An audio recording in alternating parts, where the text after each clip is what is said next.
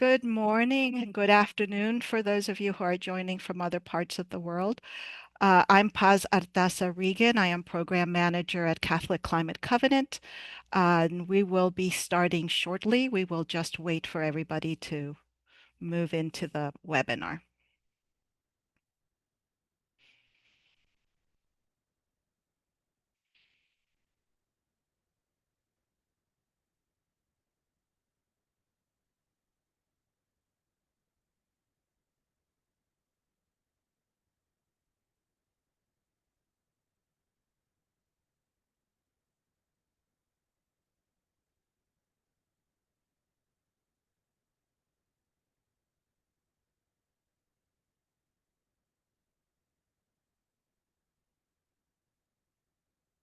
Okay, let me get us started.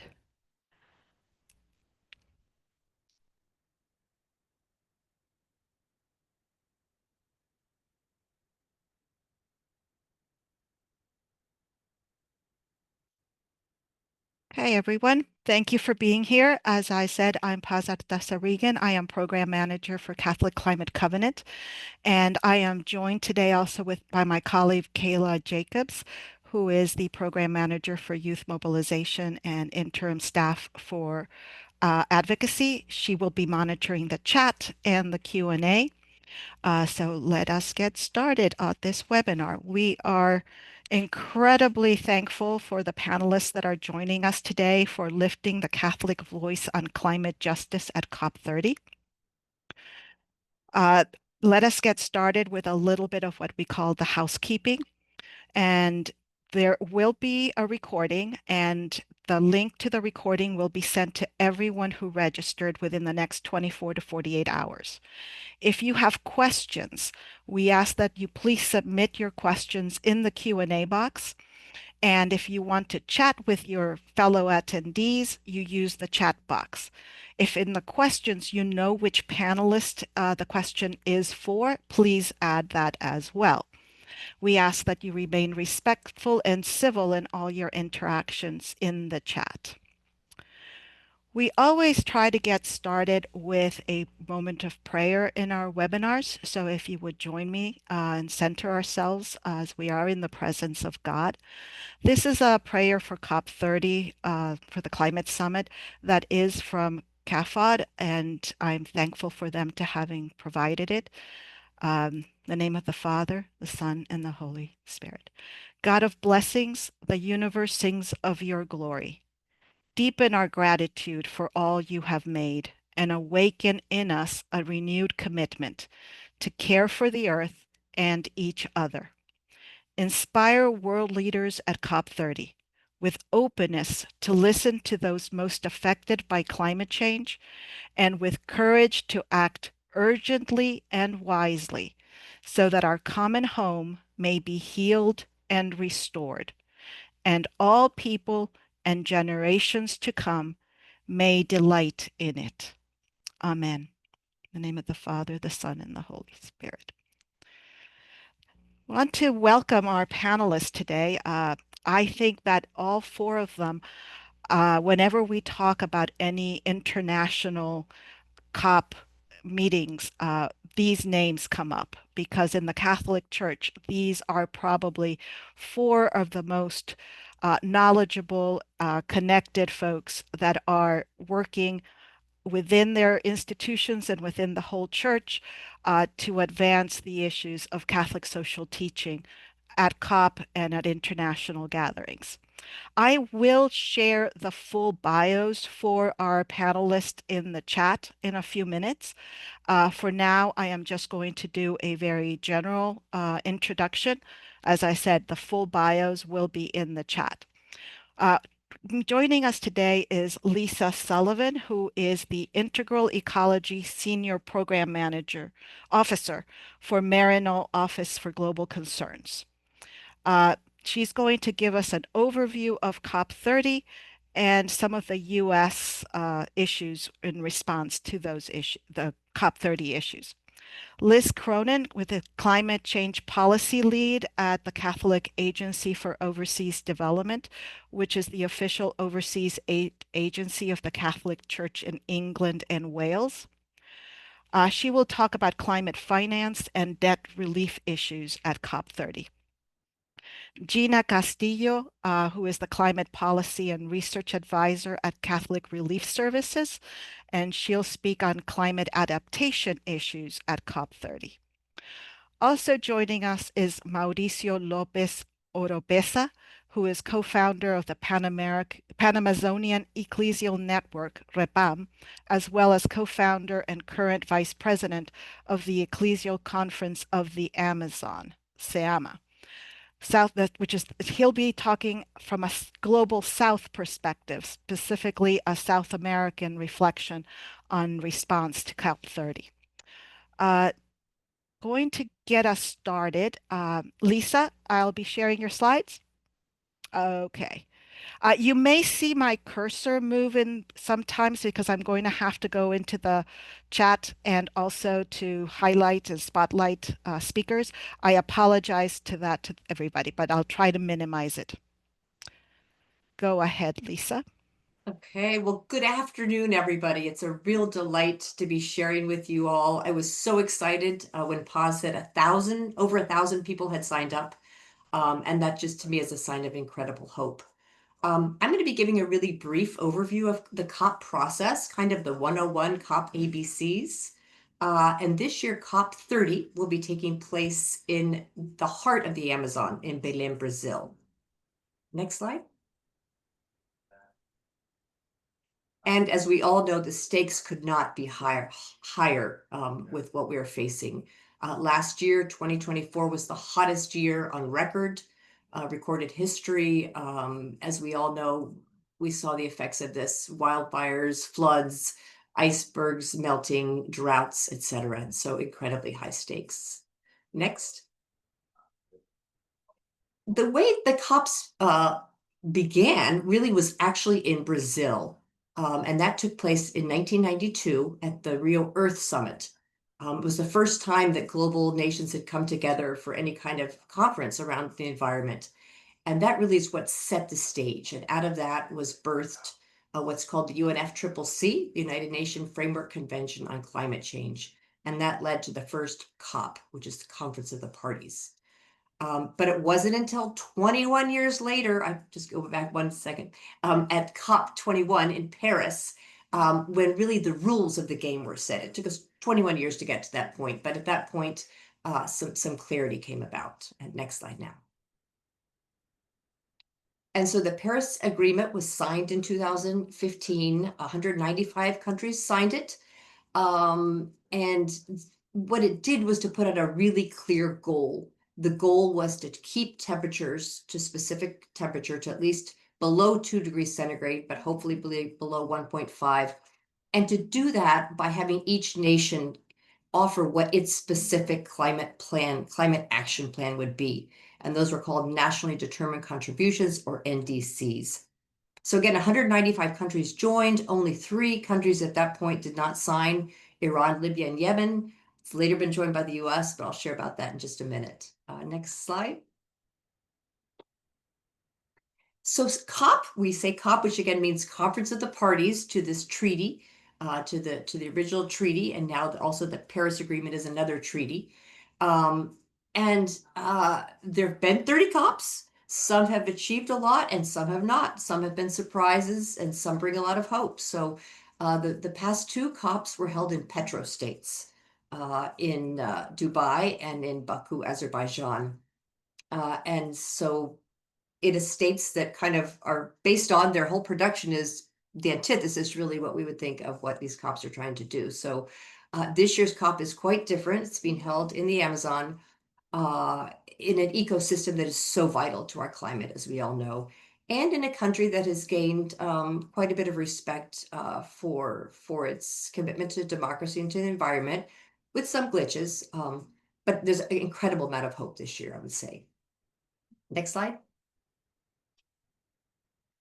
So, what takes place at COP? What is the focus? What's really the action? And it's really divided into three areas. The first area is called mitigation. Most people would say that's kind of the whole crux, the main part. How do we get to reducing greenhouse gases as a globe to reduce our temperatures? So that's the area called mitigation. Another area is called adaptation, which is how do we adapt? How do we protect? How do we take measures so the effects of climate change will not cause as much harm as they could? And the third, a very tough one, is climate finance. How do we get the money to make this transition from fossil fuels to clean energy happen? Um, I'll talk a little bit more about that in a minute, but those are the three main work streams. Next slide. So how does this take place? I tell people, I've only gone to two COPs. This will be my third, so I'm really not an expert. I've learned a lot in the journey. But when you are there, it does feel like a 100-ring circus. There's so much happening, and so many important things happening at once. A lot of the focus, of course, is on the negotiations. The negotiations are where the official party negotiators are meeting under these different work streams, making different decisions. But simultaneously, there are many other things happening. There are hundreds of side events, and these are well planned, and people have to partner. And it's kind of like going to get a university degree on climate change. What's learned, what's shared, what's held up at these side events is really quite an amazing learning and networking experience. There are plenaries, and there's also actions, incredibly well coordinated and very creative actions throughout the week, which have to be approved, the time, the slot. But again, it's a real vibrant space, and it includes a big climate march as well. Next slide. Well, who attends? This year they're trying to limit it to 50,000. Last year there were 70,000. Many more people want to go, but they've had to limit it in addition to the fact that the city where it's being held is not a very big city, Belém. But those who participate, I guess first and foremost would be the official negotiators. Each country brings its negotiators. Fossil fuel lobbyists, they managed to get in, and partly because they are often part of the delegation of fossil fuel producing states. Now, COP is trying to reduce or to find where they are and limit that, but hasn't happened yet. There's political leaders, businesses, academics, scientists, and a growing number of civil society. And these are, like myself, we're called an official observer. We go as an observer status. And more organizations and more faith groups are wanting to come and participate in a very vibrant way at the COPs. Next. This year's COP, it's not just the official blue zone, which is the slide before of what's happening, but there is a lot happening right around COP. One is what's called the green zone. This again happens every year, and the green zone is really led by the host country. So in this case, it would be Brazil.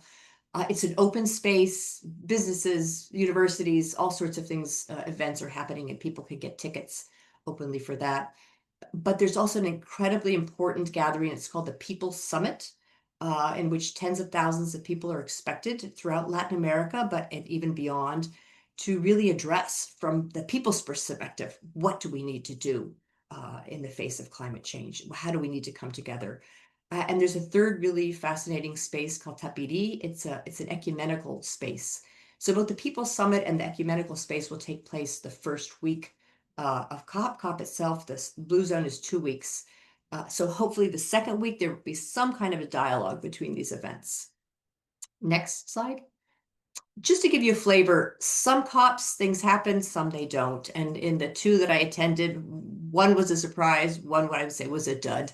COP28, 2 COPs ago, was held in Dubai, a fossil fuel producing country, and yet it produced a pretty surprising outcome, which is that it actually recognized that fossil fuels are the main contributors to greenhouse gas emissions. Surprise, surprise, they'd never been named, but they were named as the elephant in the room, and it was a transition from fossil fuels was agreed upon by all parties to COP. So that was a pretty important, momentous moment at that particular COP. Next slide. The following COP, COP29 in Baku, Azerbaijan, the big ticket item was money. How do we get enough money to make this transition happen? Under the Paris Agreement, developed countries are responsible for helping developing countries to finance the transition since they've caused the problem. The burning of fossil fuels has created the wealth of developed countries, and so they therefore recognize their responsibility. But not enough funds were agreed upon, only about as much as the global ice cream market is worth. Next slide. Why do we need the Paris Agreement? This slide is really very telling. The top red graph shows where we would be in terms of temperature rise had we not had the Paris Agreement. The bottom green line is what we want. The middle line is where we are. So we're not there, but we definitely need it. Next slide. So given that, really, I'd say the greatest hope of everybody, not everybody, but many people, is that this global multilateral space continue. Pope Leo recently affirmed that at a conference in Rome. He said the most effective solutions will not come from individual efforts alone, but from all major political decisions at national and international levels. Next slide. So some of the hopes, there are many hopes, but I'll just put out a few that I think many people of faith are hoping for. One is that we achieve the missing links of the climate finance, and Liz will speak to that. One is that we make clear how that transition will happen from fossil fuels to clean energy for all peoples. One is to look at the issue of minerals that are financing supposed clean energy and center human rights. And another is the issue of adaptation that Gina will speak to. Next slide. Issue of the United States in COP, as we probably all know here, President Trump issued by executive order a decree to withdraw the United States from COP on his first day in office. However, it takes a year for that to take place. So we are officially part of COP during COP30, but will probably not send anybody to federal level. Next slide. However, a lot of US people are going, and many of them are subnational leaders. Altogether, the states that we call climate friendly, who are really trying to do climate friendly policies, add up to a majority, more than 60%. And many of these subnational leaders will be there from the United States, along with faith actors from the US and civil society as well. Next slide.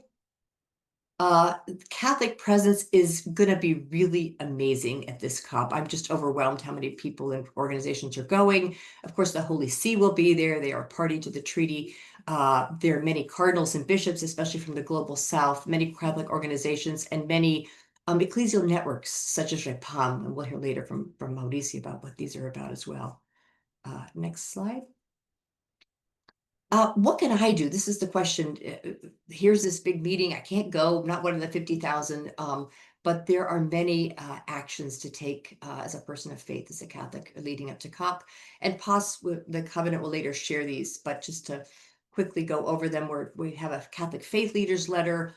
There's a call for a fast on November 7th and 14th.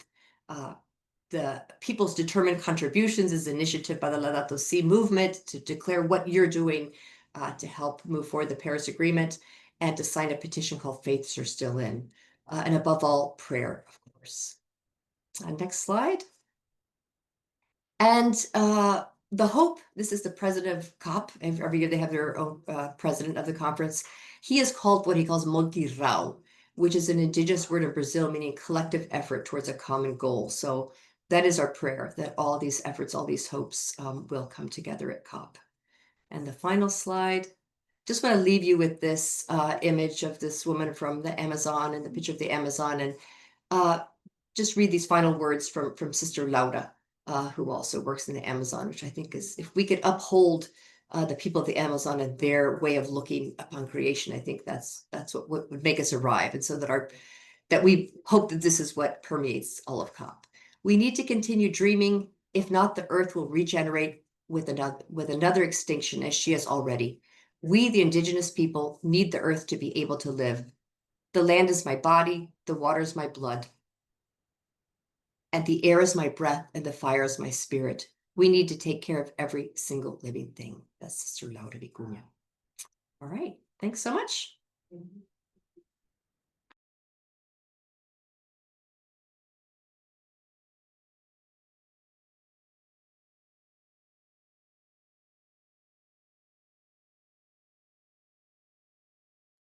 Oh, I think you're on mute.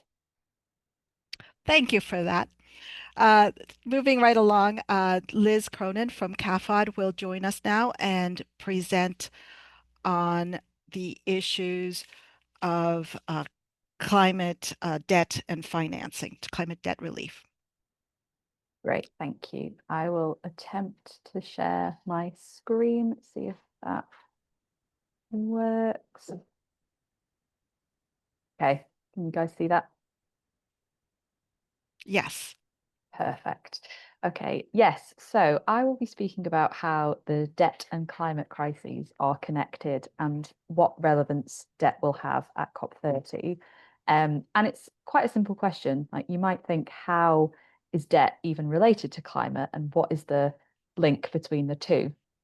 So I wanted to just set out how we at CAFOD think about it, and please forgive my quite rudimentary graphic design here, but basically most of the debt that exists in the developing world is completely unsustainable. So for a little taste of how that manifests, it's about 15% of all government revenues in developing countries are spent on servicing debt. So not spending on health or education, but spending money giving debt interest payments to the big multilateral companies that you will have heard of. So BlackRock, HSBC, big banks. And that marks a quite big change from how the debt landscape used to look. It used to be around 2000 when we had the first Jubilee year. It used to be big countries like the US, the UK, big financial centres that countries owed their debt to. That's very different these days. It's mostly BlackRock, it's the private creditors that countries owe their debt to, which causes a significant issue when it comes to trying to resolve some of that unsustainable debt, because companies are not subject to the same public pressure, the same moral side of things that governments are, for better or worse, usually subject to. So, in terms of how debt is relevant to climate, so most of climate finance that developing countries received comes in the form of loans. So, this is financial arrangements wherein interest has to be paid back. And this is not grant based, where there would be no cost for that climate finance. So, obviously, if countries are having to pay interest, they are having to, their debt burden is increasing and increasing on top of the debt that already exists, which is about 31 trillion globally. And this is, past the COVID pandemic, this is just going up and up and up. And if more climate loans come in the form of loans, then it means that their debt burden goes up and up. So countries falling into this debt trap, often their debt becomes completely unsustainable and they have to go to international financial institutions like the World Bank, like the IMF, for help. And the IFIs usually put conditionalities on that money, and these can take a lot of forms, but a lot of them are inherently harmful to the climate. So, for example, they will have to introduce seed laws that mean that they have to make their seed regulations much friendlier to private agribusiness rather than the resilient forms of seeds that they currently have. So, conditionalities that the IMF are putting on countries, like they've put on Zambia in the past, have had really damaging implications for the climate. Another example of these conditionalities is compelling countries to increase the amount of exports that they have to employ. And these, again, are usually harmful to the environment, because they usually come in forms of things that generate dollars so they can pay back that international debt. And these industries are very often oil and gas, agriculture, soya that increases deforestation. So it really becomes a harmful cycle that countries are getting into debt. And to get out of that debt, they're having to take measures that are harmful to the environment.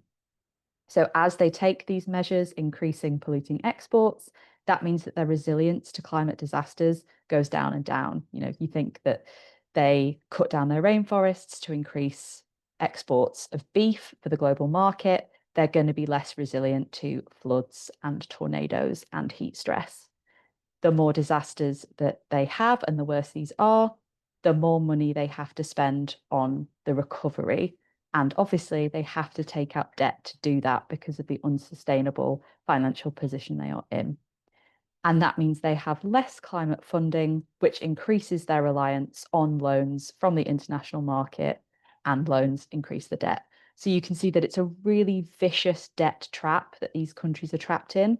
And the climate crisis and the debt crisis really are two sides of the same coin.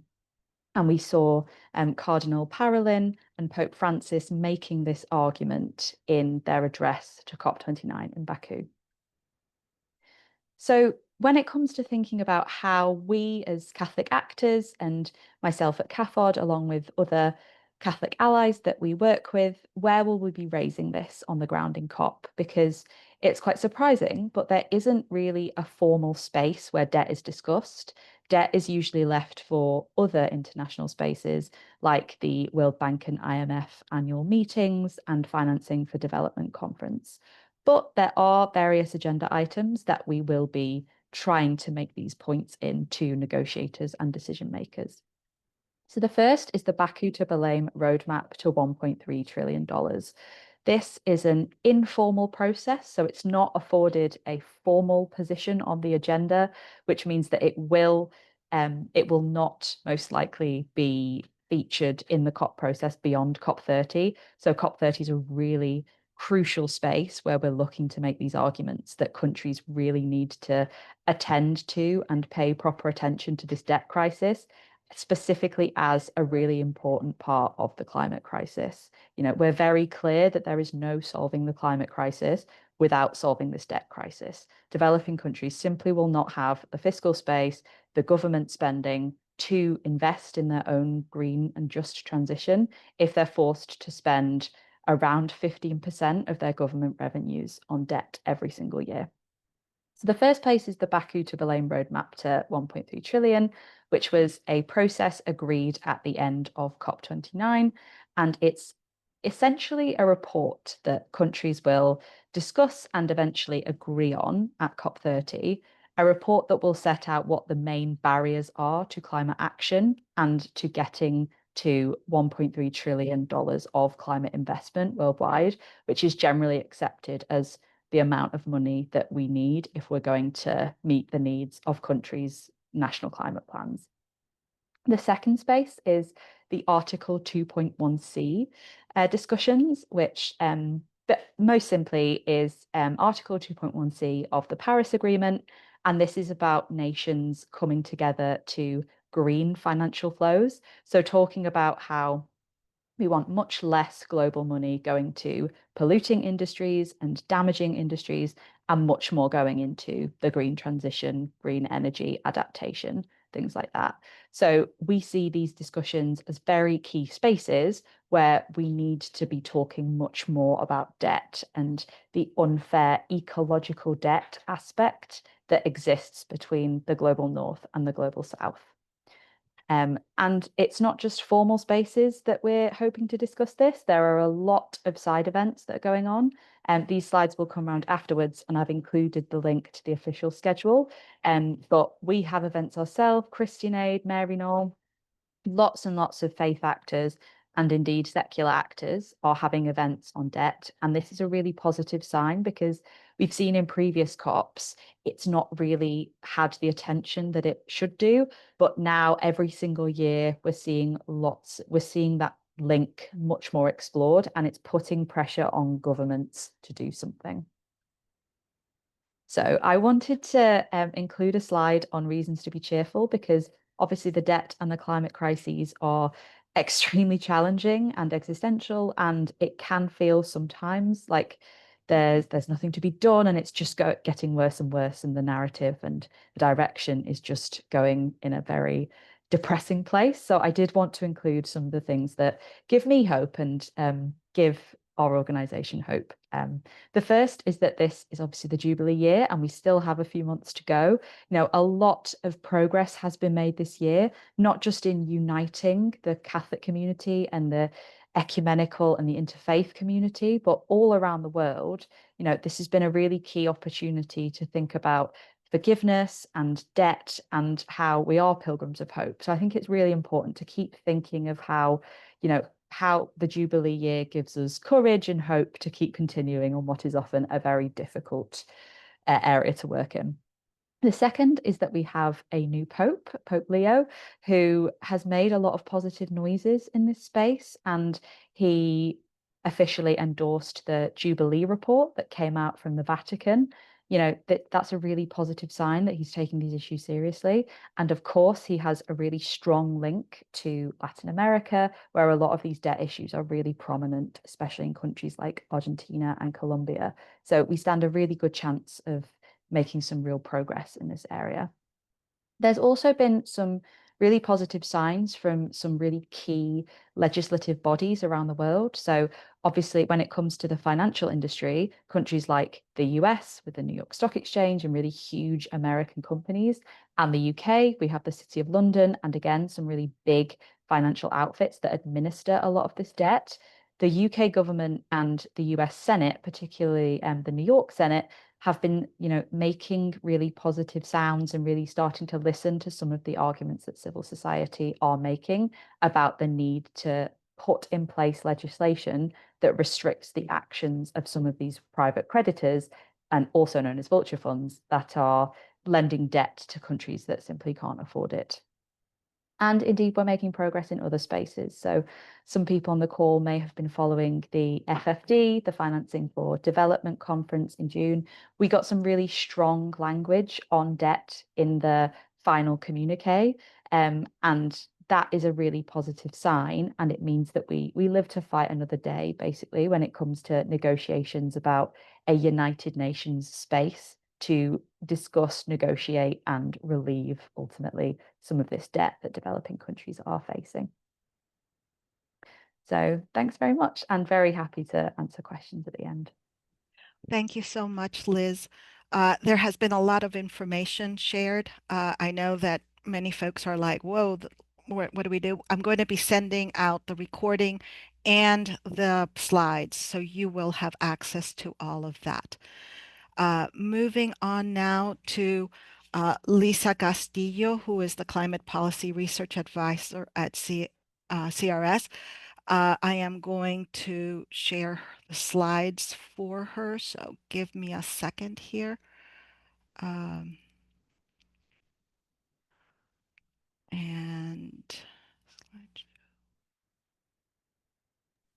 Nope, that's not the right one. nope.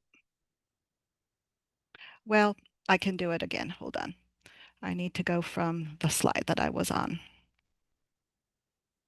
Yeah. So while you're setting up, I can just reintroduce myself. It's Gina Castillo, and I'm the climate policy lead for Catholic Relief Services, and it's a pleasure to join you all today. I'm happy to have spoken after Lisa and Liz, who have done an excellent job of laying the foundations. I hope not to repeat some of the things that they've said, but basically my job today is to pick up on Liz, keep fighting for climate adaptation, an issue that has been sidelined, I would say, within the UN annual climate discussion. So next slide, please. But before I get to tell that story, I just want to make sure that we understand what we mean by climate adaptation within the UN climate policy space. The IPCC, which is the Intergovernmental Panel on Climate Change, which is the science body that informs the UNFCCC, has a very technical definition, and you can read that. But in essence, we intuitively have a sense of what adaptation is. It's really about protecting people from risks, their assets like their homes, their farms, protecting that from the climate harm, and then allowing them to thrive. So that's in essence what climate adaptation is. And most experts will say that for each dollar invested in adaptation, it generates up to $10 in multiple economic and social benefits. Next slide.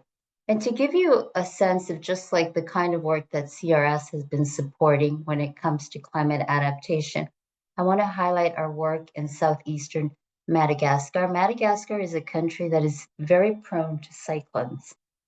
And we have been working with farmers, helping them do agroforestry, cyclone resilient nurseries, strengthening market linkages, so allowing them to get a better returns for their crops. So what we've seen is increased productivity, increased biodiversity, farmers have more incomes.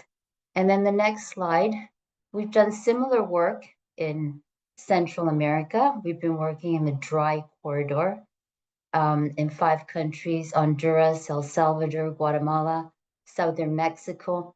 And there we have a program called ASA in Español, Agua y Suelo para la Agricultura, or Water Smart Agriculture. Again, working with farmers on soil restoration, water conservation, climate resilient crop selection. To date, we've reached and helped 473,000 farmers and have restored over 270,000 hectares of land, which means improved food security, improvements in livelihoods. We've helped to reverse some of the outmigration among youth in particular, so trying to engage young people in agriculture. So those are some examples of adaptation on the ground, done by CRS, but similar programs are done by other Catholic organizations and other non-Catholic actors as well. So what the UN climate negotiations really are supposed to be doing is aggregating and scaling up these local efforts. And the next slide, please. So within the UNFCCC that Lisa talked about, there is an Article 4 that talks about adaptation. You know, that every country needs to have a national adaptation plan, a NAP, that it's a shared responsibility, and yet developed countries need to assist developing countries with their adaptation costs. Even back then in 1992, there was a special recognition that developing countries, as well as small island states, would be most vulnerable to the impacts of climate change, so that these countries would be prioritized. Now, having said that, mitigation has always been the priority within the UNFCCC, and we are trying to reverse that. Because this article is not Article 4, it's not framed like the article on mitigation, which is very clear. You know, we've got this temperature target, that's the North Star. We didn't have that for adaptation. So next slide. It took the Paris Agreement to elevate adaptation to have the equal footing as mitigation. And so there is a formal definition of the global goal on adaptation, which is about enhancing adaptive capacity, strengthening resilience, and reducing vulnerability to climate change. Those 3 key areas. And there was supposed to be a balance between mitigation and adaptation financing. Now, next slide. Again, that was a major break, but then, you know, not much happened.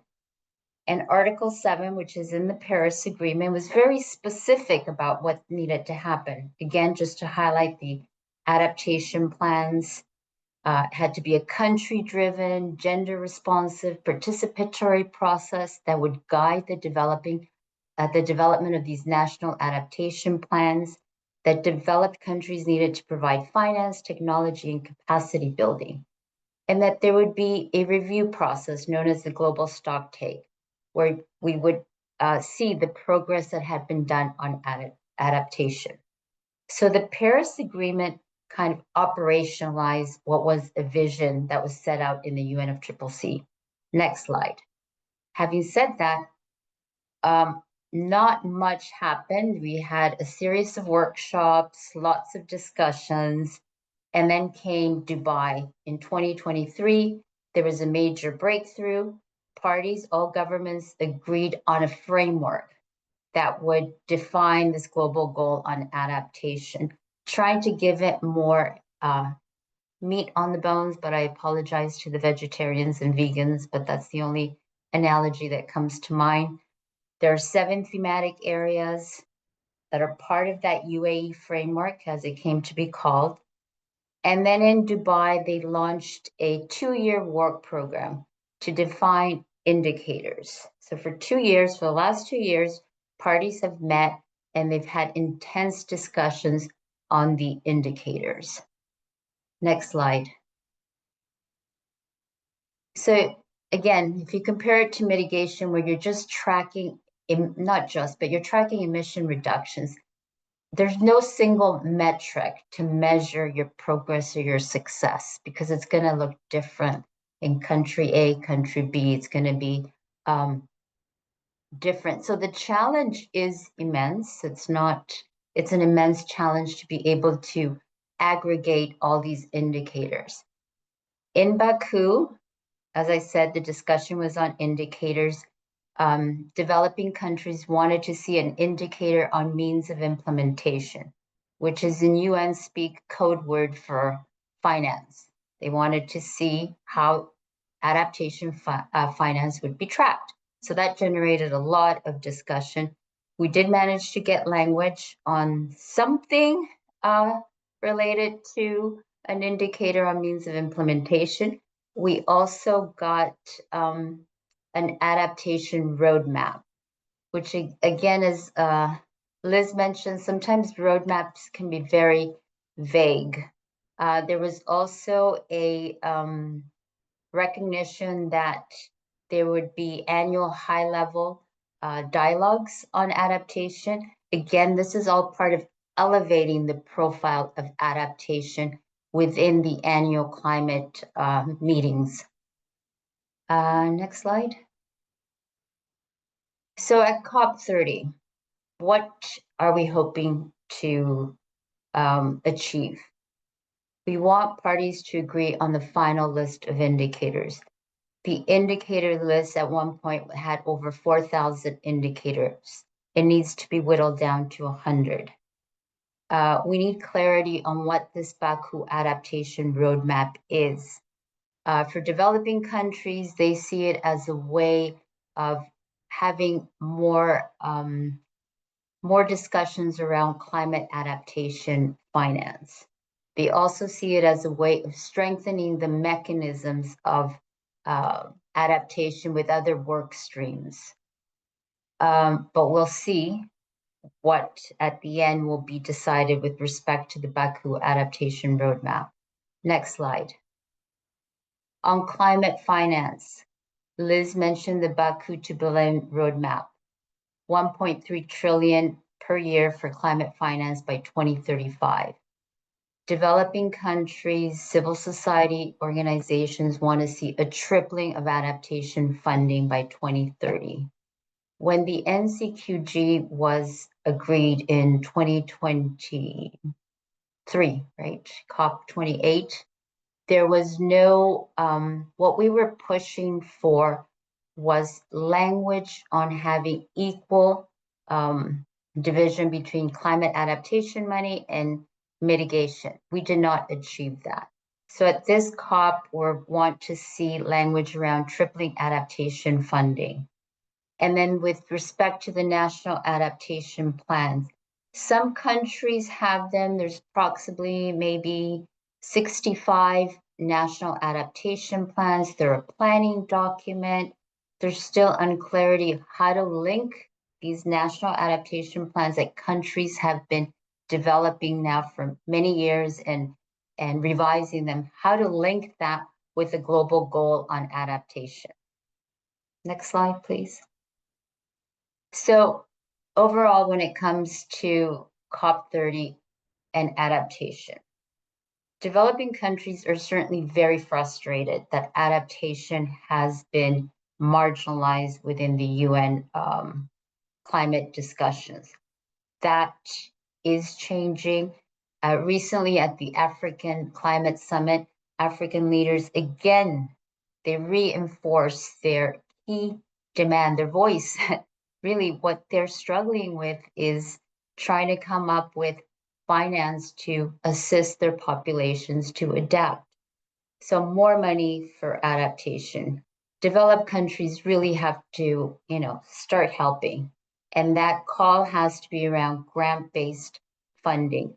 As Liz says, a lot of the climate finance that goes right now to countries is in the form of loans, and that just increases their debt burden. At the same time, even though we talk about separate work streams, we can't lose sight of the urgent need to act on mitigation. Right now, we're on track for about 3.1 degrees Celsius of warming in this century. As Lisa said, 2024 was the warmest year. 2023 was the warmest year before that. Scientists have talked about these global tipping points.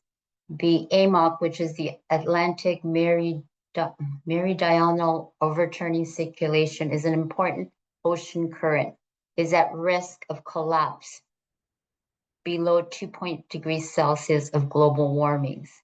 This would bring harsh winters in Northwest Europe, disrupt the West African and Indian monsoons, and decrease agricultural yields in much of the world. NDCs are due this year.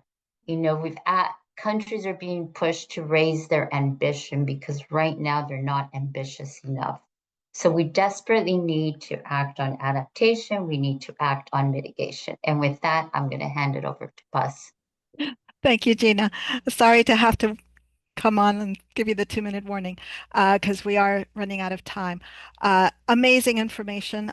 There's lots, as I said. We're going to be shifting a little bit, and we thought it was incredibly important to have in this webinar a voice from the global South. The Catholic Church is a global church. Here in the United States, we sometimes become insular. So having the voice from Great Britain, that was important too, to see that kind of connection. But I would like Mauricio to come in and talk from the Global South perspective, how the Global South and especially Latin America is viewing COP30. What are the big issues for you? Mauricio, go ahead. I'm going to spotlight you right now. Oh, I'm going to stop sharing too so that you can be seen there. Thank you very much, Paz, and thank you, Lisa, Liz, and Gina. Do you know what they say? The best moment to plant a tree was 20 years ago, but the second best moment to plant a tree is today. That's how I feel about this discussion about COP. When I think about it, at COPs in general, I confess that I'm honestly skeptical, deeply realistic, and very frustrated from this Global South perspective. But I'm not cynical. Therefore, I embrace this as an invitation for hope. I had a chance to attend and participate at Rio Plus 20, COP21, and a number of other spaces related to this. And I think we always get there late. So I mean that many of us trying to make a difference and hoping to participate, thinking about the next event and preparing for that a few months in advance is already late. So that's why I use this image of planting a tree. And hopefully this will call for a more connected type of approach. This is very challenging. We've seen even in the Vatican with the official status, how difficult it is to engage with the Secretariat of State, even from the other dicasteries. I was a member of the Dicastery for Integral Human Development or others, to have a chance to participate, to bring a voice. And I understand the structures and the legal implications of that. But this happens also in our own coordination around the world. Everyone seems to need to be there to justify their mission, their work. And at the end of the day, we end up not connecting properly and probably not taking advantage of the possibility to getting there with a common stand. So I think this is an invitation for the future. This is an opportunity to bring hope in front of a very challenging time. So that's why I want to bring Martin Buber, an existential philosopher who asks us a question that seems inescapable in these times of climate emergency. And he says, we ask ourselves about hope for this moment. And with this, those of us who question ourselves perceive it not only as extremely distressing, but also as a moment where no different perspectives appear, where the future is not presented to us as a time of clarity and elevation. And yet, precisely because we seek a better perspective, we speak of hope. In the face of this, what kind of hope can we, as believers in Jesus, offer to our world today as we approach COP30? Lisa said, these cups are like a circus with 100 rings. I sometimes wonder if they don't want to make us the clowns in that. And that was my experience sometimes when I was there pretending to participate, but not really having a chance to introduce the voices of the indigenous peoples or the farmer communities, because the decisions were made a year ago, 2 years ago, or so on and so forth. That's why I'm grateful for the experts that we heard before, because they really have a chance to understand the technical elements, but yet at the same time, it is important to bring the voices of the people. In these days, life itself has been transformed in drastic and decisive ways by the acceleration of the climate crisis. It is impossible not to feel vulnerable before this reality, especially from the global south, and more so in the Amazon region where I work.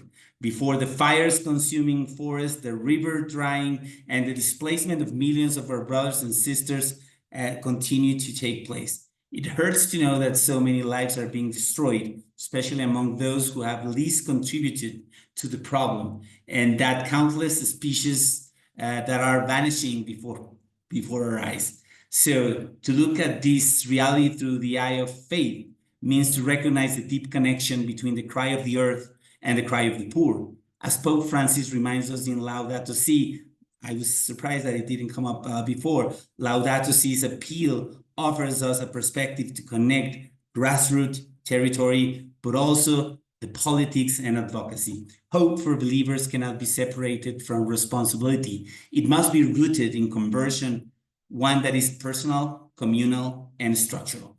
And in the certainty that the Spirit is already moving within creation, calling us to act with courage and tenderness in defense of life. Teilhard de Chardin once said, the more vast the world becomes, the more organic its internal connections, the more the perspectives of the incarnation will triumph. I believe in the perspective of the incarnation, where we must act not naively, but trying to act from the grassroots in the levels of influence, but connecting everything as a whole. And that seems to be still a missing point in our Catholic approach. The words of Teilhard de Chardin illuminate the meaning of this moment. Creation itself is the field where the mystery of the incarnation unfolds, not only 2,000 years ago in Bethlehem, but here and now in the struggle for dignity of all beings and the integrity of our common home. Nearly 10 years after Laudato Si, and more than 5 since Querida Amazonia, Pope Francis's legacy is not merely an ecological proposal. It is a prophetic cry, a wound that remains open, and a compass burning bright in the times of darkness. So I hope we can continue to bring those calls for conversion as the necessary element for a truthful hope. So as we said, and we've heard before, the figures speak with painful clarity. More than 800 million people suffer from hunger, while 1/3 of global food production is wasted. The richest 1% owns as much wealth as the poorest half of humanity. Global temperatures have already surpassed the 1.5 degrees threshold, and so on and so forth. So just want to bring some elements from the Amazon, where I work, from the South, from the Amazon, from the territories where life is both fragile and resilient. We want to raise our voice. The Amazon is no longer the distant periphery of the world. It is the mirror of humanity's destiny. There, the wounds of creation are visible in the deforestation, in the droughts that isolate communities, in the extinction of species, and in the displacement of indigenous peoples who have protected the forest for millennia. These peoples are not victims of history, but prophets of another possible world. But are we listening? Do they have a proper space? Is there a chance to build a bridge with the science, the data, and all of the technical jargon, with the dialogue and the voices of the peoples. They are, in fact, guardians of wisdom that our civilization desperately needs to hear and survive. In this kairos of crisis and grace, neutrality is no longer possible. We must choose whether we will be artisans of justice or accomplices of destruction. The church in South America is called to stand alongside the most vulnerable and to defend creation with prophetic courage. Hope in this context does not mean passivity. It means resistance, creativity, and the collective construction of new paths, even with the consequences of that, the consequences that many of the people we walk with and work with are facing. The call to ecological conversion is not optional. It is the only way to remain faithful to the gospel of life. For this reason, with many limitations, and many times supported by you, thank you for that, the church in the Amazon, in Latin America, and in different places, through networks like the Pan-Amazon Ecclesial Network, REPAM, and the Ecclesial Conference of the Amazon, SEAMA, have been forming new ecclesial subjects, territorial, synodal, intercultural networks that embody the church's mission in the midst of crisis. These spaces are the seeds of a church that listens, walks, and discerns from the margins, that refuses to speak about the poor without the poor, about creation without those who live in communion with it. And that's why many efforts are coming and appearing and emerging in this territorial approach, which we think could be the response to these signs of the times. The Ecclesial Networks Alliance for Integral Ecology is an effort connected to the COPs, but bringing forward the voices of the territorial realities. And in the Amazon, certainly, but in the Congo Basin, in Asia and Oceania, in Mesoamerica, in the Guarani Aquifer, and in other places where these networks are emerging. So as the churches of the Global South affirm, without climate justice, there will be no peace. Without ecological conversion, there will be no future. This is the essence of the prophetic hope we must proclaim. Not a hope that denies reality, but one that emerges precisely from it. A hope that denounces injustice while announcing possibility. Thank you to many people, some of you present in those crying out voices yesterday in your own country. And above all, our hope cannot be naive. It cannot be sustained by a magical belief that God will act without us. It must be grounded in the mystery of God, who is already present and acting through our hands, through our gestures, and in every choice for our life. Final point, as the churches of the Global South proclaim, we reject the green capitalism and the energy monoculture that sacrifice communities and ecosystems. And we demand a radical economic transformation that favors the conditions for life on Earth to flourish. We need, in front of this, what I call a sincere apocalyptic hope.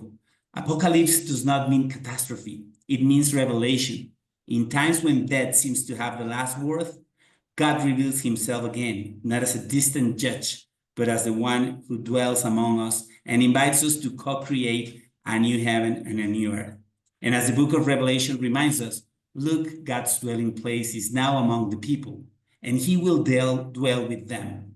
They will be his people, and God himself will be with them and be their God. He will wipe every tear from their eyes. There will be no more death or mourning or crying or pain, for the old order of things has passed away. And the one seated on the throne said, I am making everything new. This is our hope, fragile, yet unbreakable. The hope of those who believe that the light is stronger than the darkness, that life will triumph over death, and that God's promise endures in every act of justice, every struggle for dignity, and every seed planted for the life of the world in front of this climate emergency. Thank you very much. Thank you, Mauricio. I did not interrupt you because I thought your words are incredibly powerful and an incredible way to end the webinar.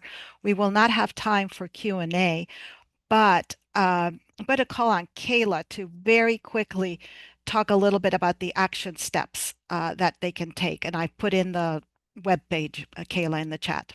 Okay, I won't get into everything that's on that webpage, but definitely go to it if you really were inspired today and want to get involved. But I do want to just highlight one thing because it's coming up on October 29th at 7 p.m. Eastern Time. We will be hosting a training to write letters to the editors in your local regions.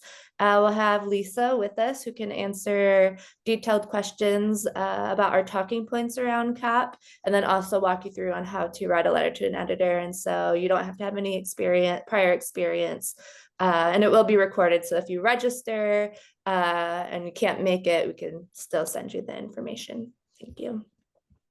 Thank you, Kayla. And again, that's the link to the webpage with all the information. Thank you to our panelists. Every single one of you was amazing. Everybody who participated today, a big thank you. And I hope that you will continue to learn about the issues of COP, take actions, and especially pray. And all of those things are in that webpage. Thank you, Lisa, Gina, Liz, Mauricio, Kayla. Thank you for being the chat monitor and Q&A. Thank you, everybody.